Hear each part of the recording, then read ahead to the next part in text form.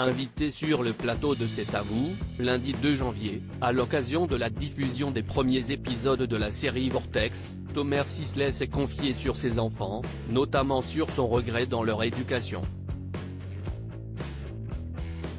Une enquête policière pas comme les autres. Lundi 2 janvier, France 2 diffuse les premiers épisodes de Vortex, série policière de science-fiction. Thomas Sisley y incarne Ludovic, capitaine du service régional de la police judiciaire, SRPJ, de Brest, qui se retrouve à enquêter sur la mort de sa première compagne, Mélanie, jouée par Camille Clarisse, 25 ans plus tôt.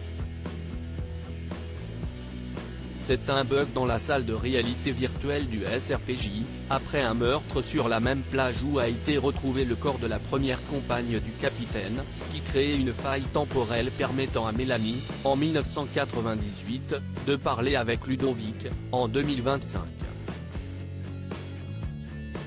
Thomas Sisley joue Ludovic à 52 ans, mais aussi à 25 ans. Et pour cela, il a été rajeuni numériquement. C'est extraordinaire, je n'avais jamais eu l'occasion de jouer le même personnage à deux âges différents, a-t-il confié à Anne-Elisabeth Lemoine dans C'est à vous, lundi 2 janvier. Et de préciser que cela avait quelques avantages, on peut arriver avec la gueule de bois, on peut arriver sans avoir dormi, on sait que quoi qu'il arrive, on sera retouché derrière, vieilli ou rajeuni, a-t-il confié. Il y a plein de moments où je reviendrai en arrière si vous aviez le choix de revenir en arrière, en dehors de 1998, il y a une année qui vous intéresserait ?